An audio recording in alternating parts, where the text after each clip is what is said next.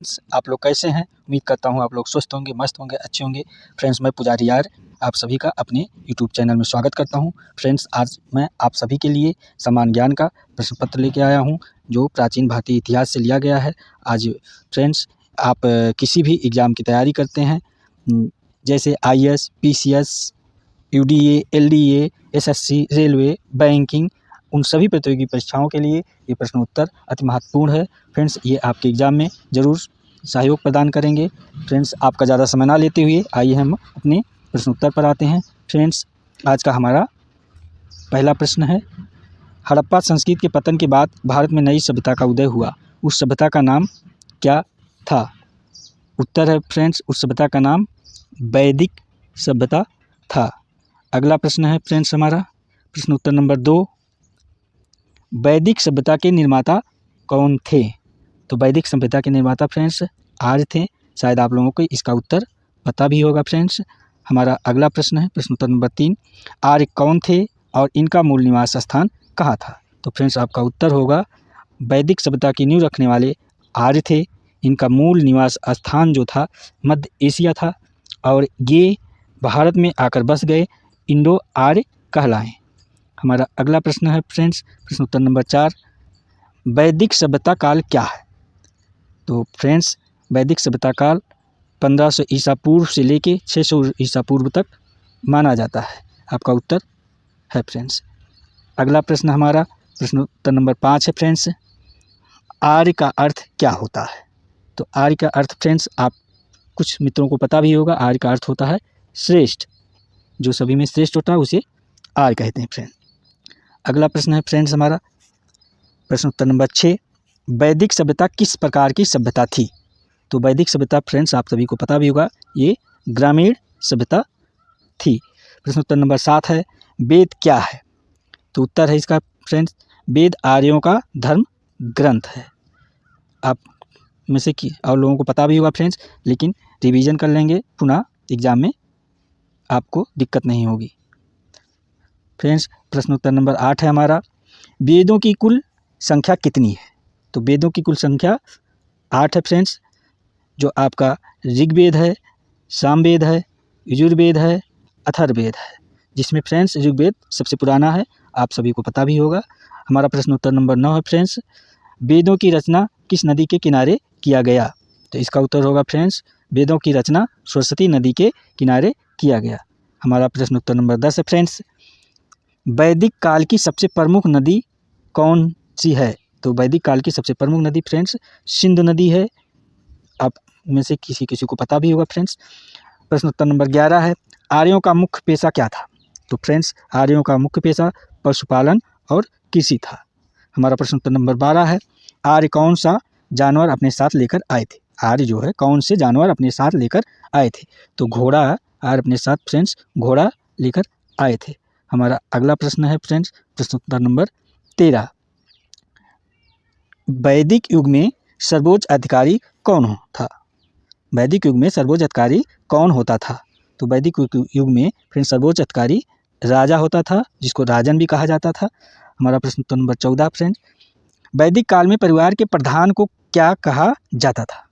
तो परिवार के प्रधान को वैदिक काल में फ्रेंड कुलप कहा जाता था। हमारा प्रश्न उत्तर नंबर 15 है फ्रेंड्स, वैदिक काल में दस्यु किसे कहा जाता था?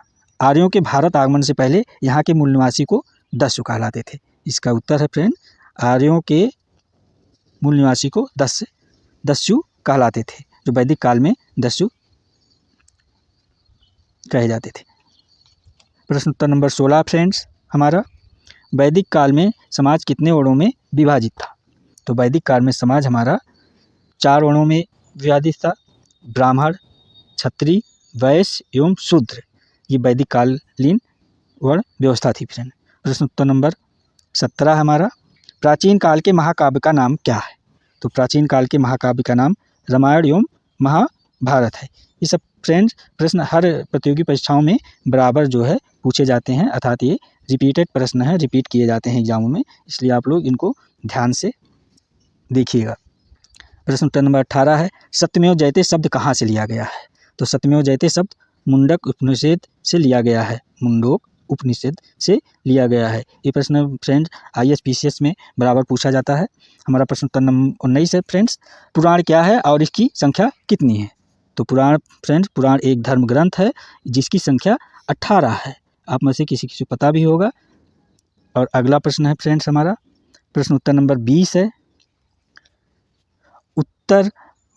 उत्तर वैदिक काल में महाजनपदों की संख्या कितनी थी? तो उत्तर वैदिक काल में महाजनपदों की संख्या 16 थी, जिसको 16 महाजनपद के नाम से जाने जाते हैं, जिसमें काशी, कोसल, कोची, अन्य महाजनपद, इस प्रकार 16 महाजनपद थे फ्रेंड्स। प्रश्न उत्तर नंबर 21 है, लगभग 600 ईसा पूर्व में भारत में कौन सा राज्य सबसे अधिक शक्तिशाली था? तो 600 ईसा पूर्व में फ्रेंड्स सबसे शक्तिशाली राज्य आपका मगध था। मगध साम्राज्य जिसे कहा जाता था। प्रश्न उत्तर नंबर 22 है फ्रेंड्स हमारा प्रश्न उत्तर नंबर 22, बिंबिसार किस धर्म का अनुयायी था? तो बिंबिसार फ्रेंड बौद्ध धर्म का अनुयायी था। प्रश्न उत्तर नंबर 23 है, अजातशत्रु का विवाह किसके साथ हुआ?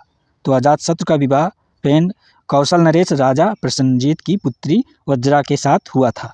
जो कौशल नरेश के राजा थे उनकी पुत्री थी वज्रा, उसके साथ जो है अजातशत्रु का विवाह हुआ था। हमारा अगला प्रश्न है प्रश्न उत्तर नंबर 24 है फ्रेंड्स, किसके शासनकाल में पहले बौद्ध संगीत का आयोजन हुआ था? ये वेरी इम्पोर्टेंट प्रश्न है फ्रेंड, ये हर एग्जाम में पूछा जाता है कि किसके शासनकाल में पहली बौद्ध संगीत हुआ था? तो इसका उत्तर है अजातशत्रु के शासनकाल में पहली बौद्ध संगीत आयोजित की गई थी। और अगला प्रश्न फ्रेंड प्रश्न उत्तर नंबर 25, भारतीय इतिहास में पितृहंता के रूप में किसे जाना जाता है? तो फ्रेंड पितृहंता के रूप में भारतीय इतिहास में अजातशत्रु को जाना जाता है, क्योंकि इसने अपने पिता को की हत्या करके जो है गद्दी प्राप्त की थी, इसलिए अजातशत्रु को भारतीय इतिहास में पितृहंता के नाम से जाना जाता है। अजातशत्रु की मृत्यु के बाद मगध की गद्दी पर कौन आसीन हुआ? तो अजातशत्रु के बाद मगध की गद्दी पर अजातशत्रु का जो पुत्र था उदयभद्र जो है, जिसको उदयन भी कहा जाता था, ये गद्दी पर आसीन हुआ। प्रश्न उत्तर नंबर 27 फ्रेंड आपका 27 नंबर प्रश्न है, किसके शासनकाल में मगध की राजधानी पाटलिपुत्र को बनाया गया था? तो इसका उत्तर है फ्रेंड उदयन के शासनकाल में मगध को राजधानी बनाया गया था। हमारा अगला प्रश्न है प्रश्न उत्तर नंबर 28, हर्यक वंश का अंतिम शासक कौन था? जो है हर्यक वंश का अंतिम शासक कौन था? तो इसका उत्तर है फ्रेंड नागदशक था, जो कि उदयभद्र का तीसरा पुत्र था। नागदशक उदयभद्र का तीसरा पुत्र था। ये जो है हर्यक वंश का अंतिम शासक था। प्रश्न उत्तर 29 है, शिशुनाग वंश का संस्थापक कौन था? तो फ्रेंड्स आपको पता भी होगा किसी को, शिशुनाग वंश का जो संस्थापक था वो शिशुनाग नाम से जाना जाता है, उसका नाम शिशुनाग था। प्रश्न उत्तर नंबर 30 है, किसके शासनकाल में बौद्ध की दूसरी संगीत हुई और किस स्थान पे हुई? ये फ्रेंड्स ये प्रश्न जो है भी वेरी इंपॉर्टेंट है। पहली बौद्ध संगीत जो अभी आपने देखा पूछा गया था, ये भी किसके शासनकाल में बौद्ध की दूसरी संगीत हुई और किस स्थान पर हुई? ये भी प्रश्न बार प्रत्येक प्रतियोगी परीक्षाओं में पूछा जाता है।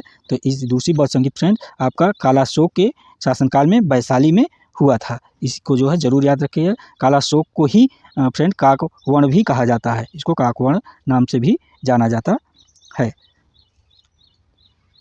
आपका अगला प्रश्न है फ्रेंड प्रश्न उत्तर नंबर 31, शिशुनाग वंश का अंतिम शासक कौन था?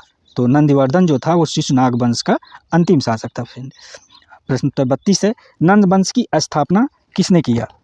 तो फ्रेंड्स आप सभी को पता भी होगा, नंद वंश की स्थापना जो था महापद्म नंद ने किया था। इस वंश का अंतिम शासक जो था महापद्म नंद ने किया था इस नंद वंश की स्थापना। इसका अंतिम शासक जो था वो घना नंद था। आपका अगला प्रश्न उत्तर है फ्रेंड्स, ये फ्रेंड्स 32 क्वेश्चनों की एक श्रृंखला थी। हमारा प्रश्न उत्तर नंबर समाप्त हुआ। फ्रेंड जो एग्जाम आप व्यू काफ़ी इंपॉर्टेंट था। फ्रेंड हमारे वीडियो को आप देखिए, अगर आपको वीडियो पसंद आए तो हमारे चैनल को सब्सक्राइब करिए, लाइक करिए, कमेंट करिए, शेयर करिए और कमेंट करके अपनी प्रतिक्रिया जरूर दीजिए कि आपको वीडियो कैसा लगा और अगला वीडियो आप कैसा चाहते हैं, आप बताइए, अपनी प्रतिक्रिया दीजिए। फ्रेंड आपके वीडियो का हमको इंतज़ार रहेगा। Thank you very much.